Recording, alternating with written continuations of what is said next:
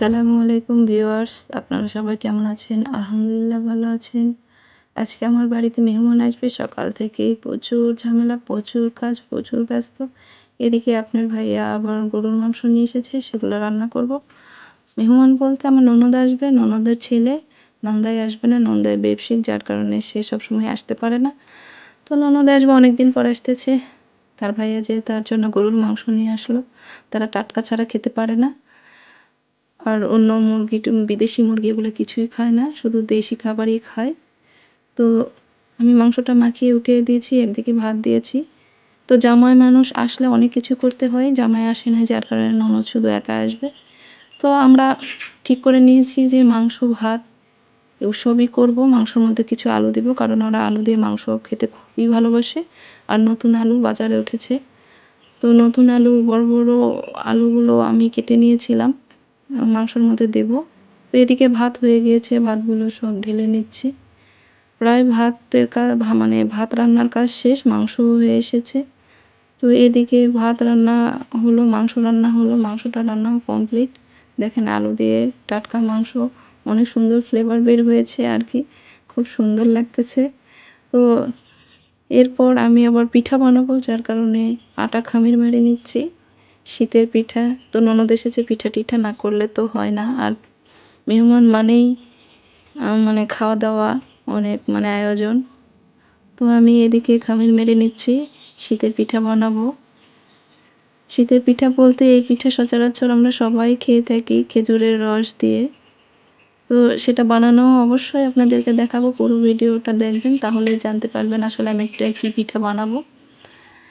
তো আমি নাড়তে পারতেছিলাম না, মানে খুব বেশি হয়ে গিয়েছিল পানির পরিমাণটা। তো এরপরও আর কি কষ্ট মষ্ট করে সেখানেই করে ফেললাম, কারণ এখন বর্তমানে করার কোনো উপায় নেই। এরপর হয়ে গিয়েছে, আমরা সবাই মিলে, আমার ননদ এসে গিয়েছে, সবাই মিলে আমরা পিঠাগুলো করতেছি। কারণ এই পিঠা একাকি করতে অনেক বেশি সময় লাগে, আর হাতে হাতে সবাই মিলে করলে খুব তাড়াতাড়ি হয়ে যায়। তো আমার যা, আমার ননদ, আমার শাশুড়ি, আমরা সবাই মিলেই করতেছিলাম। দেখতেই পাচ্ছেন আমি আটাগুলো মেখে দিচ্ছি। আমার যা সেগুলোকে লম্বা লম্বা করে দিচ্ছে, আমার ননদ সেগুলোকে কাটতেছে। আমার শাশুড়ি কিছু কিছু করতেছে, আবার কিছু সময় উঠে যাচ্ছে, এটা সেটা নিচ্ছে, নারিকেল গুড় এগুলো সব রেডি করে নিচ্ছে। এখন আর যদিও বা রসের সময়, খেজুরের রসটা এখনও আর কি আমাদের গ্রামে আসেনি, আমরা পাইনি। তো খেজুরের গুড় কিনে নিয়ে এসেছি আমি, খেজুরের গুড় দিয়েই করব। দেখেন সব কিছু রেডি করে নিয়েছি, এই যে হয়ে গিয়েছে পিঠা, এগুলো কাটা, রাইস কুকারের বাটিতে রেখেছি পিঠা। আর বড় পাতিলে দিয়ে দিলাম দুধ বলক দিতে, নারিকেল রেখেছি, গুড় রেখেছি, সব কিছু রেডি করে রেখেছি। এদিকে এই যে পিঠা হয়ে গিয়েছে রান্না। আর ওইদিকে আবার রুটি দিচ্ছি, কারণ রুটি দিয়ে এই পিঠাটা খাওয়া অনেক সুন্দর। এই পিঠাটার নাম হচ্ছে চুষি পিঠা, খেতে খুবই সুন্দর লাগে, খুবই ভালো লাগে। দেখেন এত সুন্দর হয়েছে। এরপর রাতের বেলা, বুঝতেই পারতেছেন রাত হয়ে গিয়েছে, আমার ননদ আবার আমাকে উঠিয়ে খাওয়াচ্ছে।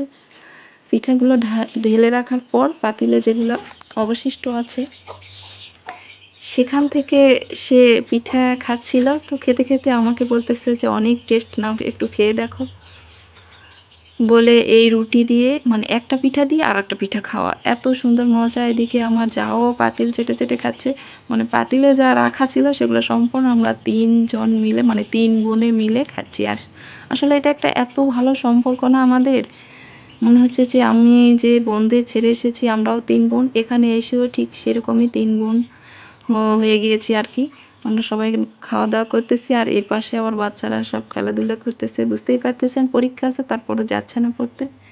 এদিকে আমার ননদ আমার মেয়ের জন্য একটা সারপ্রাইজ এনেছে, আমার মেয়েকে সোয়েটার দিয়েছে। তো এত খুশি আমার মেয়ে পরে, দেখেন কতটা মজা করতেছে। আসলে ছোট বাচ্চারা মানে দামি কম দামি যেটাই হোক পেলে এত বেশি খুশি। আর আমার মেয়ে তো খুবই বেশি, আমার মেয়ে তো নতুন কাপড় পরতে খুবই ভালোবাসে, খুবই পছন্দ করে। দেখেন সে আয়নার সামনে সব সময় থাকে, আর আয়নার সামনে কত মজা করছে, দেখেন কত মজা করছে। আর আমার ননদ আর ভাবির সম্পর্কটা কেমন লেগেছে অবশ্যই আপনারা জানাবেন। ইনশাল্লাহ আপনারা ভালো থাকবেন। টাটা।